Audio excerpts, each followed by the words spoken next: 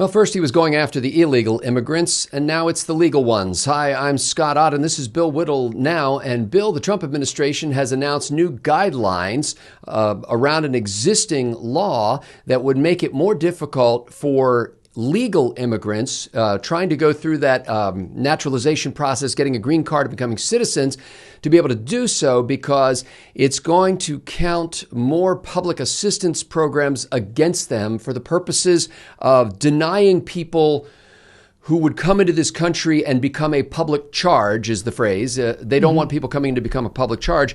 That's always been the case, Bill, but now they're tightening up things, and they're going to start counting things like food stamps and housing grants and things like that against these people. Bill, why is it that President Trump just seems to hate brown people? Well, first of all, just to answer that specific question, did you say that President Trump is tightening restrictions on immigrants or brown people? Which one was it? Well, we know what this is cloaking, Bill. We know that you have to do it on all immigrants if you want to keep the brown people out. I see.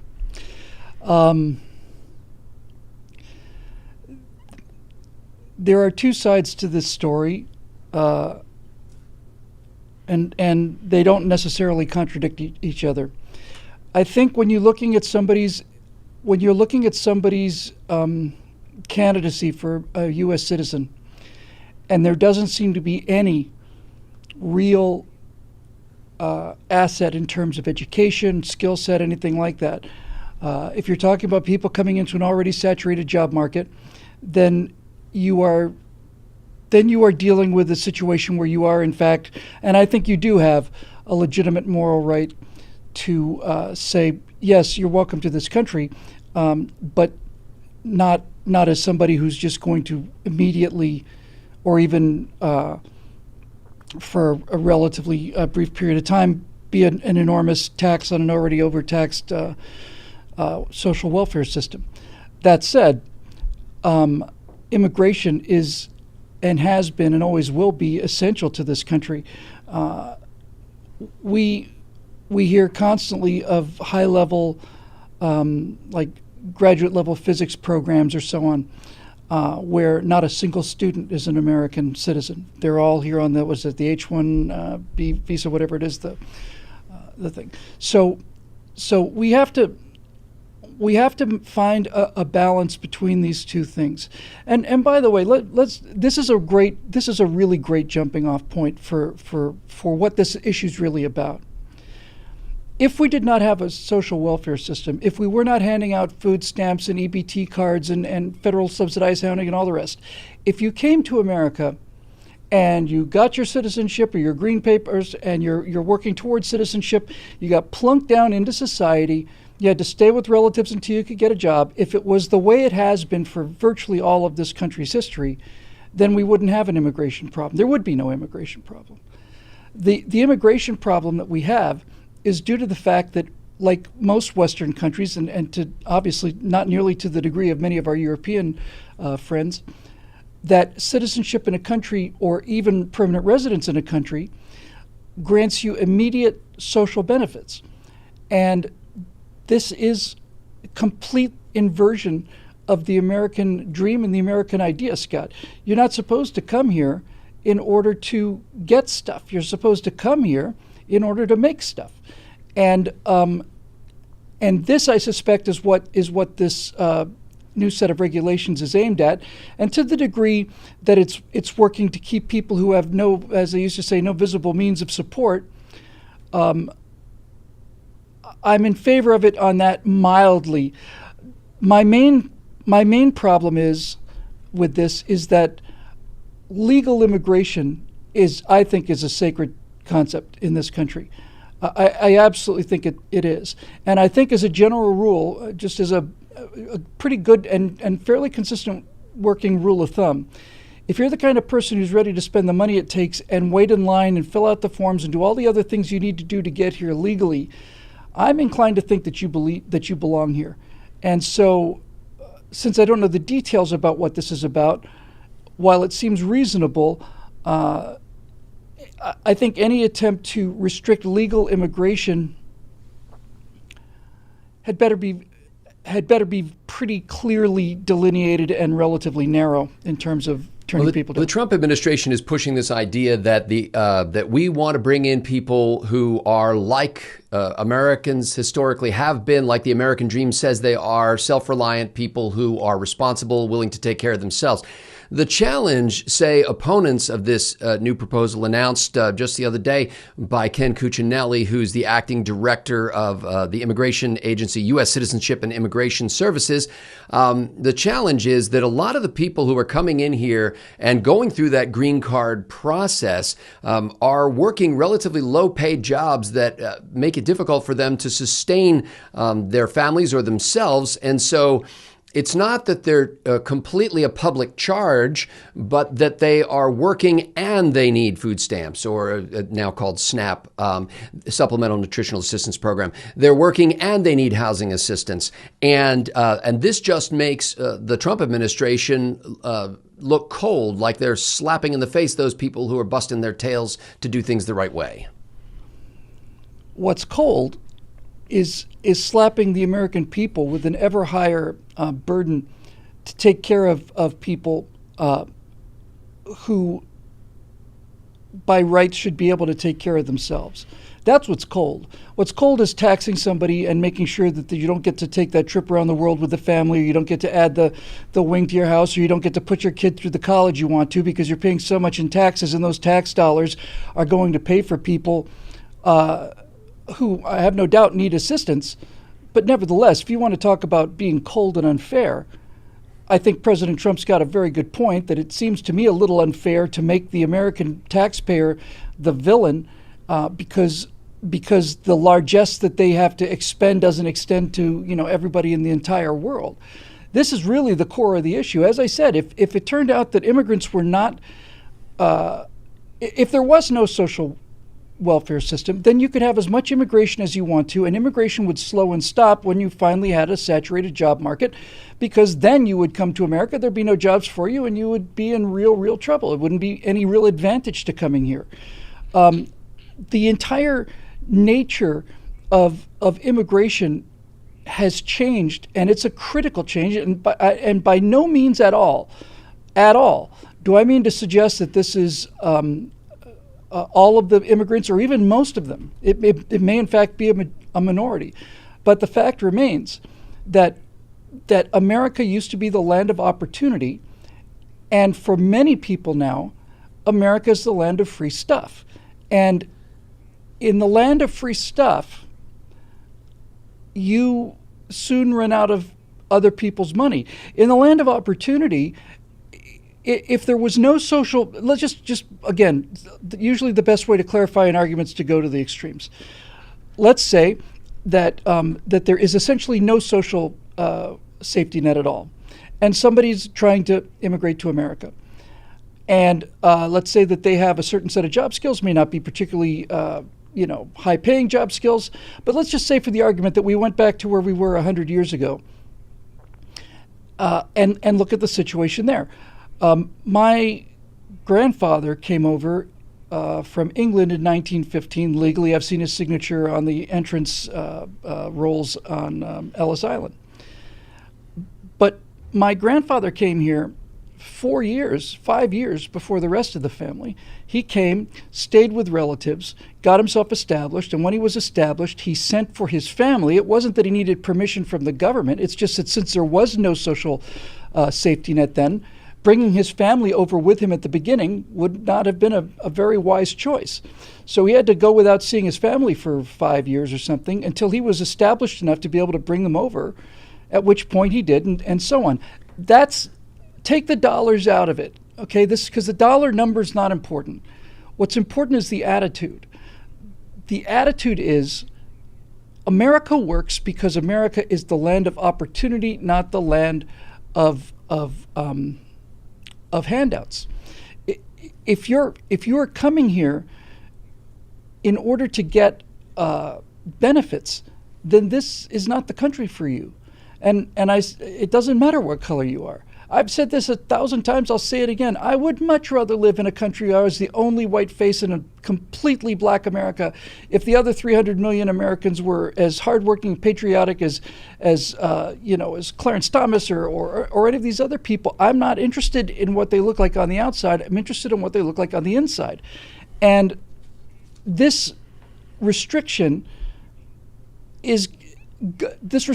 goes to that problem, although I don't know if it is in fact a wise idea. I suspect, as I said a moment ago, that anybody who's willing to go through the process, which is tedious and expensive, of coming here legally, I think that person has essentially cleared a bar, and now you're going to have to, rather than setting another bar, I think you're really going to have to say, what is extraordinary about this case that would make us want to decline it on the basis of economic hardship. Bill, earlier you said something that is accurate about the current job situation in the United States. I was just reading another article today that said that we have a surplus of jobs and a dearth of workers right now. And it's not just in the kinds of careers that the White House is apparently trying to promote with this new immigration policy, attracting more people who are wealthier, who have advanced degrees, who have areas of expertise, especially in the technology sectors that we're trying to draw into this country. But in fact, many blue-collar jobs are gone wanting right now. There are some 7 million jobs available at the moment, but only 6 million people looking for work. And obviously, there's a synchronization issue between their skills.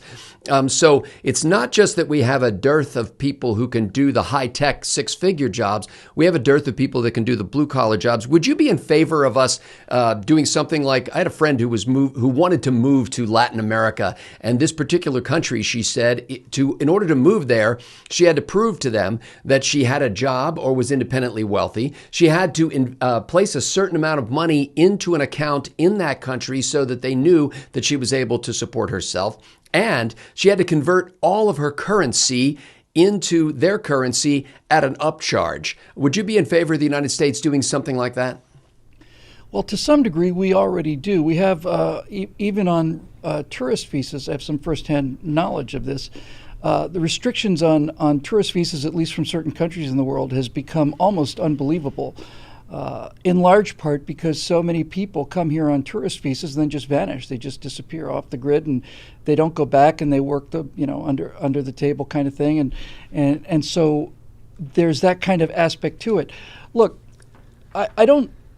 What that immigration to Latin America, that set of circumstances you were talking about, when I was listening to you list the things that she would have to go through, I said to myself, well, that sounds like that country's serious about the kind of people that come to live in that country. It sounds like they're serious. In other words, basically what they're saying is, okay, if you're going to come here, you're going to come here, and your goal is to become whatever country it was. This is the other thing too, Scott, about the change in immigration, and this is more important than the money. It's much more important than the money. Historically, through the ages, when people decided to immigrate to America, they were cutting the ties of their home country and coming here to start life as new people. That's why America works, because ancient rivalries between Palestinians and Jews or whatever, or between Irish and British, it doesn't matter what it is. If you have these people coming to America and they have shops right next to each other in New York City, they don't get to have those tribal wars anymore. They are now new people, and they are new people dedicated to this new government, this new idea, and this new entire model for human life and behavior. So if somebody could demonstrate to me that they understand the American dream, I say let them in.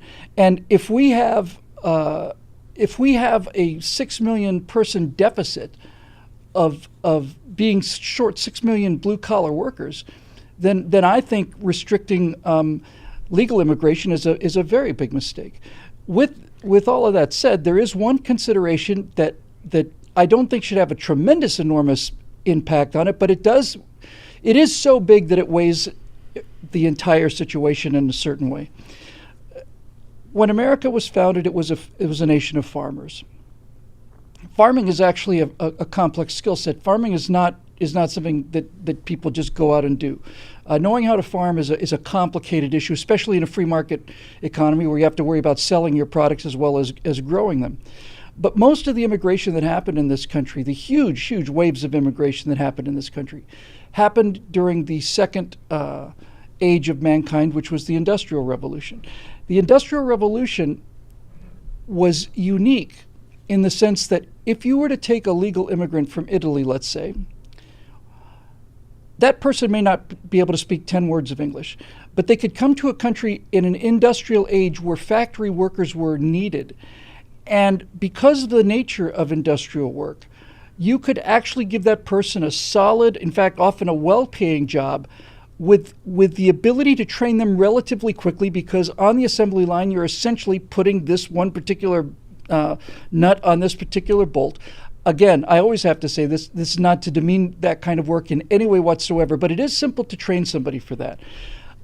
And we saw 100 years of enormous prosperity and enormous immigration and pretty much excellent assimilation, because we had jobs available for people who had either limited skills or limited English language skills or both. Every day that goes on, we move further away from an industrial-based economy to an information-based economy. Now, this isn't happening because it's fair or unfair. These things don't enter into these calculations. This is what is happening to the world. This is a fundamental transformation in human culture. There's only been 3 of them. We invented farming that got us the agricultural age. We invented steam power that got us the industrial age. And we invented semiconductors that got us the information age. But in an information age society, which we are have become, and are becoming more every day, now you have to again look at the situation for what does it look like for somebody to come into this country essentially fresh. It's a tougher proposition now than it used to be. Bill, there are 2 sides of that balance sheet, and the American prosperity has benefited, as you've outlined over the last 100 years and in recent years, from the constant inflow of cheap immigrant labor. That has kept prices down. That has benefited everybody in the economy. Now that there is a surplus of jobs and a deficit, so to speak, or a dearth of employees, and President Trump is kind of squeezing the hose when it comes to that flow of immigrants, or so it would seem. I'll give you some more data on that in a moment. It would seem to me that it's going to be very difficult to maintain this level of prosperity without prices going up for everybody. And you know how wages ripple up through the system as well, because once that first generation immigrant coming in is making $15 an hour, the guy who was making $15 an hour thinks he's worth $17 an hour. You understand what I'm saying here? Is this in our long-term best interest? Well, look, I think I can sum up my feelings to this very simply. If there are 6 million blue-collar jobs that are going vacant in this country right now, then I say we let in 6 million legal immigrants who are willing to take those 6 million jobs. The final key to this complex, extraordinarily complex issue. The actual dynamics are relatively simple, but there are a number of them in there, and I think the probably the most important one when we're dealing with immigration is something we've seen throughout the history of this country, and this is the idea of delayed gratification. And when we say delayed gratification, we often mean delayed until the next generation. When I saw this most clearly when I grew up in Miami. I got there in 1970.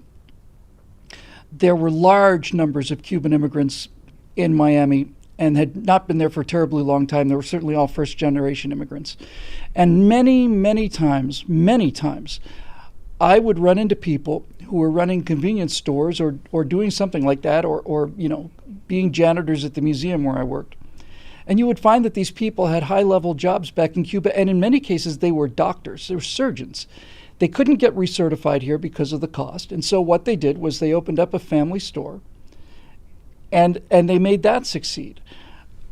That willingness to work hard for yourself so that your children do better than you do is, in fact, in my opinion, that's the propeller of the American dream. That's what actually pushes it. The idea that if I come here or if I live here and I work hard enough, I can make a better life for myself, but mostly make a better life for my children who won't have to go on with this. It was Booker T. Washington, I think, who said, who basically, when he was talking about integrating Black Americans into American culture after the emancipation of the Civil War, I think it was Booker T. Washington who said, look, our kids are going to have to be farmers so that their kids can be mechanics, so that their kids can be doctors, and that is the hard, cold reality of life. I mentioned my grandfather, who came over in 1915.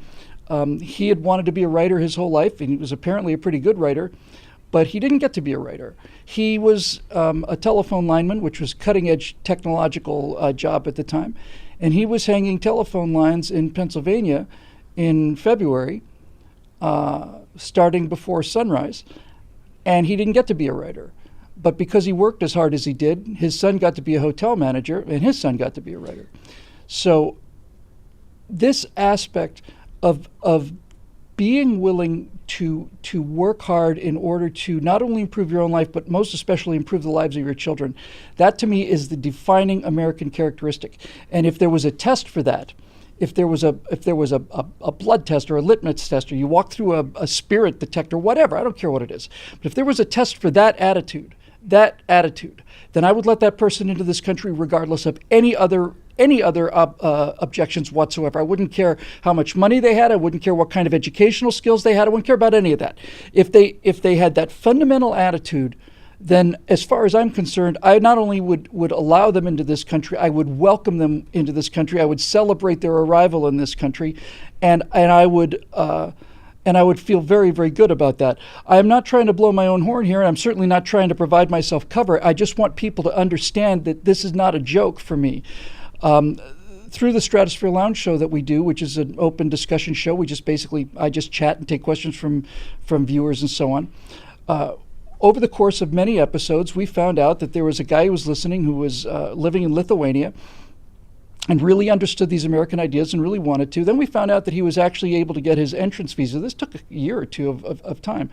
Then we found out not only was he coming to America, but he was going to get married when he was here.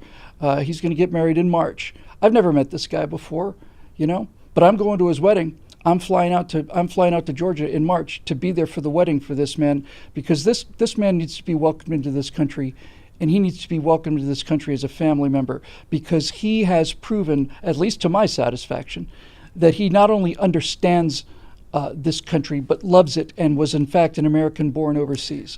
So I'm not so concerned about job set skills. I'm not so much concerned about how much money they have. In fact, I'm essentially unconcerned about those things. If the traditional immigrant attitude of when I get to America, the next day I am going to go looking for a job, and if I'm a doctor and I have to empty garbage cans, then that's what I'll do. If you could test for that, then this would be a no-brainer. So, Bill, I'm going to ask you to wrap up quickly on this, but I'm going to throw a lot of stuff at you. But it shouldn't be stuff that you're going to find objectionable. For data for 2018 shows that under the Trump administration, the United States has granted some 638,000 applications, or approved 638,000 applications for green cards. That is a 5-year high. Also issued 530,000 immigration visas. And this new rule, by the way, that's being used to clarify the existing law regarding who qualifies as not being a public charge or a public expense here, excludes several categories, Bill, including family members, people who are on Medicaid because they're elderly or pregnant, people who are in student loan programs, people who are in various school-based programs, refugees, people who are here for humanitarian reasons. And so there are a lot of exclusions there. My sense is that out of this 837-page clarification of the rules, that aspect of it... That's the clarification? That's the clarification, which takes effect October 15th. Oh, by the way, it takes effect October 15th, and it's not retroactive, so it doesn't affect anybody in the pipeline already until after October 15th. So I'm not seeing a lot of coverage of that, Bill, and I'll just leave your final remarks on that. I think I personally am extremely comfortable with making those figures 10 times what they are. especially if we're talking about securing the southern border from illegal You're immigration. saying make the immigration figures, the approvals of green cards and 10 times what they are. Yeah. Instead of 500,000, I think 5 million is a perfectly acceptable number. Again, because in my personal experience, the kind of people that do the waiting in line and the hard work and all the rest of it are the kind of people that we want here. And American population is aging. Our birth rate is not as low as the European countries are, but at best, it's barely holding its own. So if I want this country's population to grow or even sustain itself, and part of that sustenance has to come from overseas, then I want people who want to be here. And to me, ultimately, if you really want to get down to it, that's essentially the only requirement I care about. Do these people want to be here? Do they want to be Americans? And do they want an opportunity to make their lives better? If the answer to that is yes, then I say let them in. Assuming, of course, they're willing to follow the law, because the reason that they're fleeing whatever country they may be fleeing is because of either political corruption or economic corruption, both of which are lawlessness. And if you come to America and the first thing you do is break the law, you're bringing the lawlessness that you're running from with you. If, on the other hand, you're coming from a lawless place or a chaotic place or a desperate place, and you are one of those people who are willing to find a way to maintain the order and the discipline and the integrity and the honor of doing things the right way out of respect for the law, then I say bring them over. And if we could export an equivalent number of America-hating Berkeley professors in the bargain, I'd be even more in favor of it. Well, every one of the members at BillWhittle.com is a true red, white, and blue American in his heart, and some of them have not yet moved to the United States of America. They're just Americans born overseas, hurtling through the darkness towards home. We welcome both kinds, and we welcome you to the membership if you just go to BillWhittle.com and click that Become a Member link. For Bill Whittle, I'm Scott Ott. Thanks to the members for making this possible.